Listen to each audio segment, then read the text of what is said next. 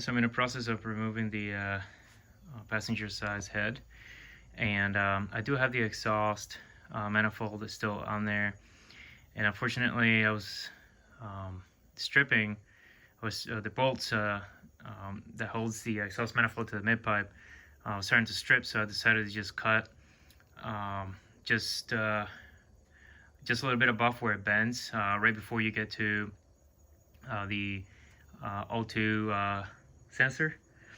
And I'm gonna pull it out right now. Basically I had to create these myself.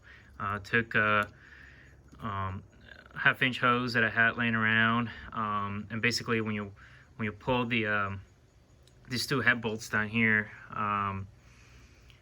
you're gonna want to have this this way. I know a lot of these bolts already come with a kit that have these. However, the ones I bought from LMR did not come with them, so I figure it's not a big deal. I just measure and cut. Basically what you want is the rubber hose split and then wrap it around the bolt itself, to keep it from sinking back into the threaded part of the block, so that way you can wiggle the head around until you can pull it out. I already popped it, and as you can tell it's on its way out, so I just thought I'd stop and take a little short video clip of that. I wish I could be filming it as I go, but I'm by myself, so no help there. But be aware that once you pull the head, a bunch of the residual coolant is going to also just burst right out, so have a towel or a pan or something underneath to catch whatever you can. Okay, so I just pulled it out, and basically you can see here where I made the cut.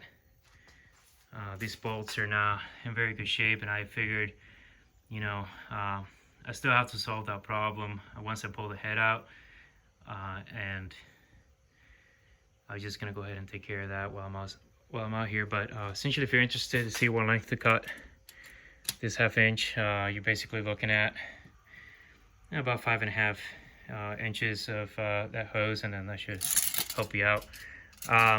The way that I managed to get the passenger side out with still all this in there is very easy. Just when you're pulling on the head, you're also going to twist up as well. So just kind of you're pulling on the head this way, and you're also twisting it up, so that way you can get the piece of exhaust out of there. And it went really well. I'm pretty scared about the driver's side just because there are a couple more things in the way, but I'll cross that bridge when I get to it.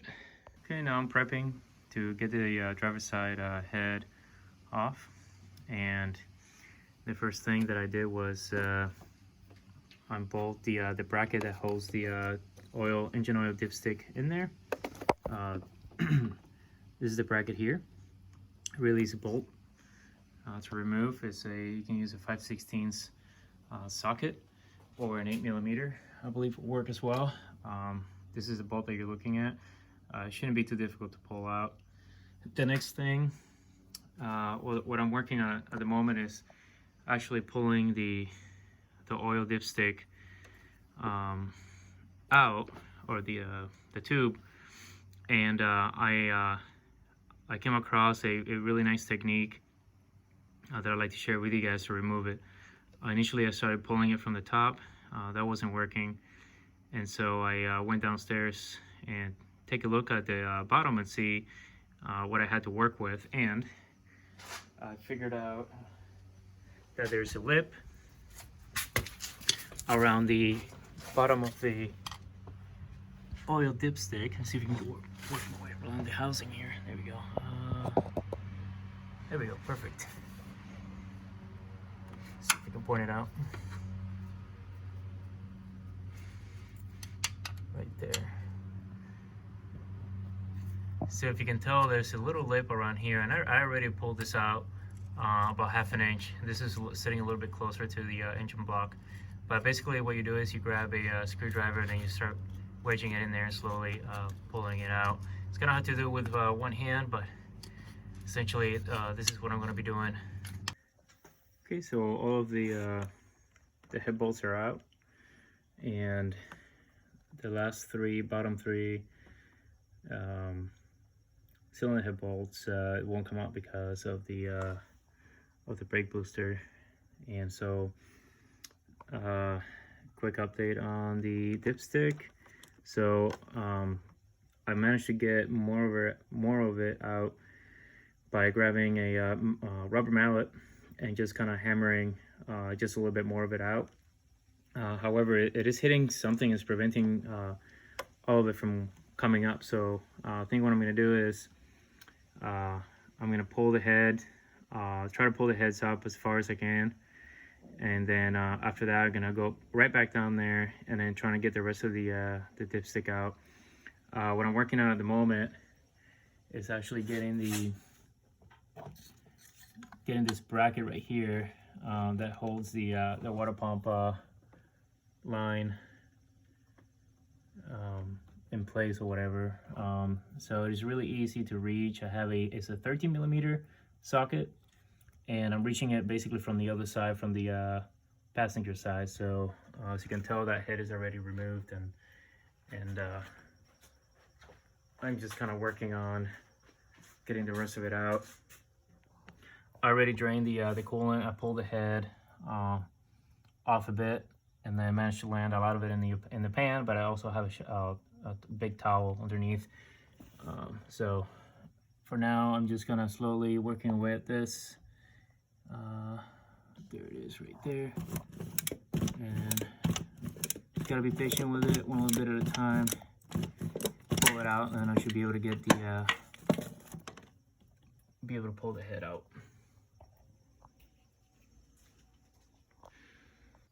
All right, update on this bolt. The bolt is out. Oops, that fell off. Okay, so the bolt is out of there.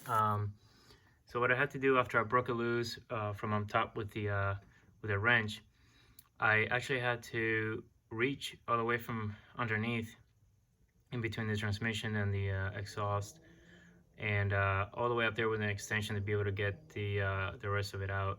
There just isn't enough room between the head and the firewall to do it from on top. And you would need, get the tape measure, either piece one together with a U-joint at the end, and it's a 13mm, or you can get an extension. Let me see if I can get a rough measurement here.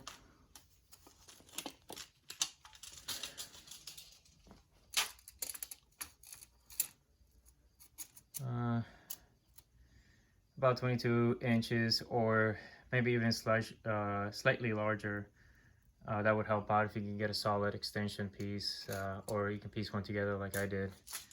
But basically that's the way you get it out. You break it loose first from on top, and then the rest of it you're gonna have to get it out this way. Okay, the driver's side head is out. As you can tell, I didn't have to remove the brake booster, although that would have made things probably a little bit easier, but it wasn't so bad. Once I pulled the head off of the retainers here, whatever they're called, sorry, I apologize for those mechanics out there, and then shifted the head just slightly forward a little bit, I was able to hammer out the rest of the dipstick. And this is basically the bottom part of it, so it goes pretty far in. And like I said, I just grabbed a rubber mallet and a screwdriver, and then just started hitting it at one of these grooves here until I got it out of it. And then I was able to wiggle the head around a little bit and then get the rest of it out. It is pretty heavy, but you can do it. This is what all came out with it. Your EGR tube right there,